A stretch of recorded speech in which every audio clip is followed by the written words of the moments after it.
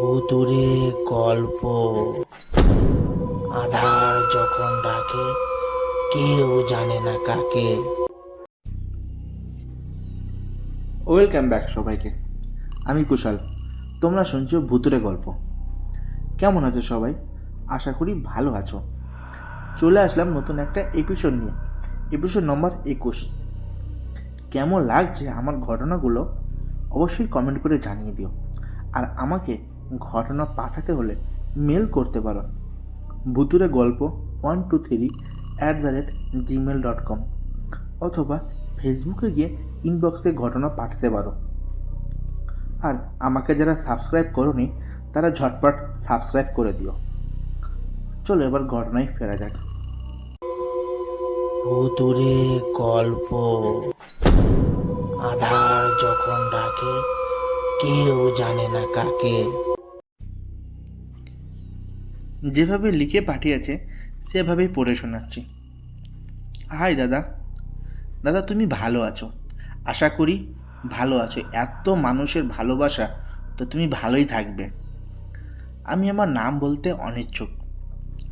ঘটনাটা তুমি তোমার মতো করে সাজিয়ে নিও। তোমার গলায় ঘটনা শুনতে আমার খুব ভালো লাগে। আমি আজ যে ঘটনাটা বলবো সেটা আমার নিজের সাথে ঘটে গেছে। আমি কখনো ভাবিনি একটা মাত্র রাত আমার গোটা জীবনটাকে এমনভাবে বদলে দেবে।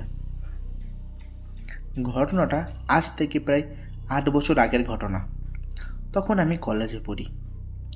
পড়াশোনার পাশাপাশি একটু আধটু ফটোগ্রাফির নেশা ছিল।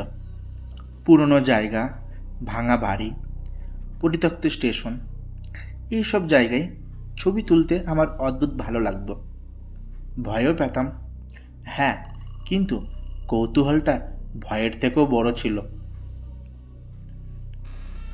আমাদের জেলায় এক প্রান্তে একটা পুরনো শ্মশান ছিল। লোকেরা একে বলতো কালী বাবার শ্মশান। দিনের বেলাতেও খুব কম মানুষ সেখানে যেত, রাতে তো প্রশ্নই নেই। গ্রামের লোকেরা বলতো ওখানে রাত কাটালে মানুষ আর ঠিক মানুষ থাকে না। আমি এসব কথা বিশ্বাস করতাম না, ভাবতাম সবাই লোককথা। সেই অবিশ্বাস্যই একদিন আমাকে শ্মশানের পাশে একা একা রাত কাটাতে বাধ্য করেছিল। শ্মশানটা নদীর ধারে, চারপাশে শাল আর কাঁঠাল গাছ।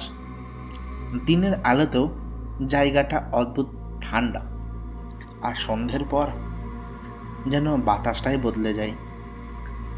লোকমুখে শোনা ঘটনা অনুযায়ী এই শ্মশানে একসময় এক ডোম থাকত। তার স্ত্রী নাকি হঠাৎ এক রাতে আগুনে পুড়ে মারা যায়, কিন্তু লাশ পুরো পোড়েনি।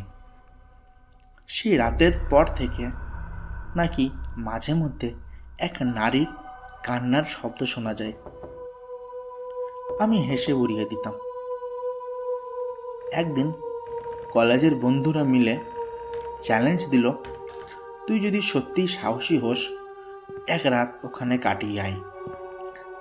আমি প্রথমে না বলেছিলাম, কিন্তু বন্ধুদের খোঁচা, নিজের অহংকার সব মিলিয়ে শেষ পর্যন্ত রাজি হয়ে গেলাম। দিনটা ছিল আমাবস্যা। সন্ধ্যা 6টার দিকে আমি বাড়ি থেকে বেরোই। সঙ্গে একটা ছোট টর্চ, একটা ছোট ব্যাগ, একটা মোমবাতি, মোবাইল আর ক্যামেরা। আমার বুকের ভেতরটা অজানা একটা চাপা ভয়। গ্রামের শেষ মাথায় পৌঁছাতেই একটা বুড়ো লোক আমাকে ডাকলো। সে বলল, বাবা, কোথায় যাচ্ছিস এই সন্ধ্যাবেলা? আমি সত্যি কথাটা বলতেই তার মুখ ফ্যাকাশে হয়ে গেল। সে ফিসফিস করে বলল, সূর্য ডোবার পর শ্মশানে থাকিস না বাবা, ওরা ডাকে। আমি কিছু না বলে এগিয়ে গেলাম, কিন্তু সেই কথাটা মাথার ভেতর ঘুরতে লাগলো। ওরা ডাকে, ওরা কে? সন্ধ্যা 7টা নাগাদ শ্মশানে পৌঁছালাম। সূর্য ডুবে গেছে, চারপাশে ধূসর আলো। নদীর দিক থেকে ঠান্ডা বাতাস আসছে। শ্মশানের ভেতরে ঢুকতেই গন্ধটা নাকে লাগলো, পোড়া কাঠ, ছাই আর ভেজা মাটির গন্ধ। আমি একটা বড় বটগাছের নিচে বসে পড়লাম। ক্যামেরা বের করে কয়েকটা ছবি তুললাম। সব কিছু তখনও স্বাভাবিক। রাত 8টা। হঠাৎ মনে হলো কেউ আমাকে দেখছে। পেছনে তাকালাম, কেউ নেই। নিজেকে বোঝালাম, ভয় পেয়েছিস বলেই এমন লাগছে। রাত 9টা। চারপাশ একেবারে নিস্তব্ধ। হঠাৎ দূরে কুকুরের ডাক শোনা গেল, কিন্তু সেই ডাকটা অদ্ভুত, খুব দীর্ঘ, যেন ব্যথায় ভরা। রাত 10টা। আমি মোমবাতিটা জ্বালালাম। বাতাসে শিখাটা কাঁপছিল। তখনই শুনলাম খস খস শব্দ। মনে হলো শ্মশানের ভেতর কেউ হাঁটছে। আমি টর্চ জ্বালিয়ে চারপাশে আলো ফেললাম। কিছুই নেই, কিন্তু শব্দটা থামেনি। ঠিক তখনই প্রথমবারের মতো শুনলাম একটা নারীর কান্না, খুব ধীরে, খুব চাপা। আমার শরীরটা ঠান্ডা হয়ে গেল। আমি গলা শক্ত করে বললাম, কে ওখানে? কোনো উত্তর নেই। কান্নাটা একটু জোরালো হলো। মনে হলো শব্দটা নদীর দিক থেকে আসছে। আমি পা বাড়ালাম। প্রতিটা পদক্ষেপ যেন ভারী হয়ে যাচ্ছিল। হঠাৎ আমার মোবাইলটা নিজে থেকেই ভাইব্রেট করতে লাগলো। স্ক্রিনে তাকিয়ে দেখি নো নেটওয়ার্ক, কিন্তু কল আসছে।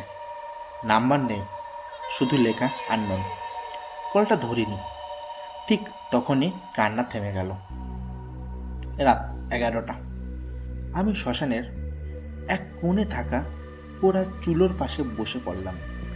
হঠাৎ মনে হলো কেউ ঠিক আমার পেছনে দাঁড়িয়ে আছে।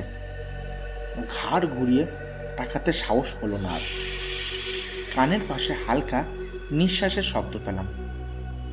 একটা ঠান্ডা গলা ফিসফিস করে বলল, এত রাতে এখানে কেন?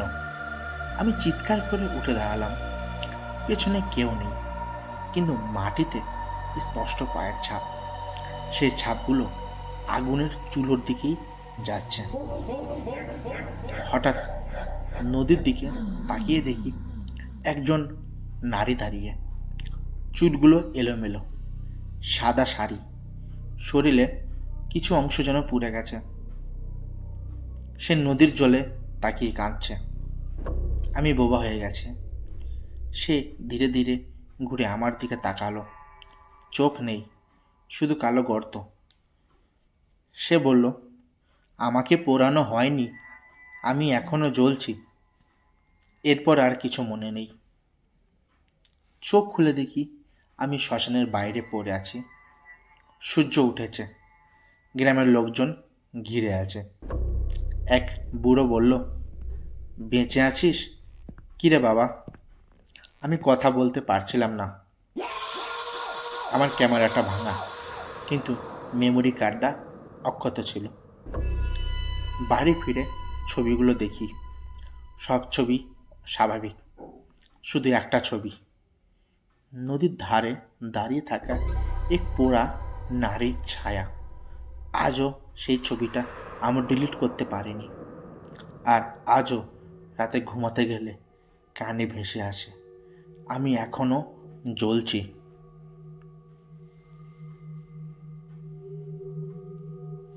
এই ঘটনাটা আমি কাউকে বিশ্বাস করাতে পারিনি, কিন্তু আমি জানি শ্মশানের পাশে এক রাত কাটানো মানে মৃত্যু থেকে খুব কাছ দিয়ে ফিরে আসা। ভুতুরে গল্প। আধার যখন ডাকে, কেউ জানে না কাকে। দাদা ভাই, ঘটনাটা যদি ভালো লাগে তাহলে অবশ্যই তুমি তোমার কণ্ঠে ভুতুরে গল্পের সমস্ত শ্রোতাদের শুনিও। আর হ্যাঁ, তোমাদের একটা কথা বলে রাখি, এপিসোড নম্বর 25 খুব স্পেশাল এপিসোড হতে চলেছে। তাই সবাই খুব বেশি বেশি করে আমাকে ঘটনা পাঠাও। তোমাদের সবাইকে অসংখ্য ধন্যবাদ আমাকে এতটা ভালোবাসার জন্য।